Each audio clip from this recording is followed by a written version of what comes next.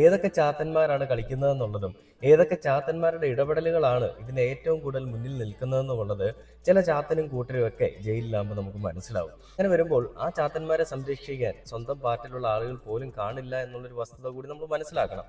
അപ്പൊ സുഹൃത്തുക്കളെ, ഞാൻ പറഞ്ഞു വരുന്നത്, ദുൽഖർ സൽമാന് എതിരെ വിഷയങ്ങൾ തുടങ്ങിയിട്ട് ഇതിപ്പം ഒന്നും രണ്ട് വിഷയമല്ല, മൂന്നാമത്തെ വിഷയമാണ്. ആദ്യത്തെ വിഷയം ഏതാണ്? ഹവാല ഇടപാടുകൾ വഴി കള്ളപ്പണം വെളുപ്പിച്ചു, വാഹനം ഇന്ത്യയിലേക്ക് കടത്തി. അതായത് ഭൂട്ടാനിൽ നിന്നും വാഹനം എടുത്തുകൊണ്ട് വന്ന് ഇന്ത്യയിലേക്ക് കയറ്റുമതി ചെയ്ത് കള്ളത്തരങ്ങൾ കാണിച്ച് നികുതി വെട്ടിപ്പ് കാണിച്ചു.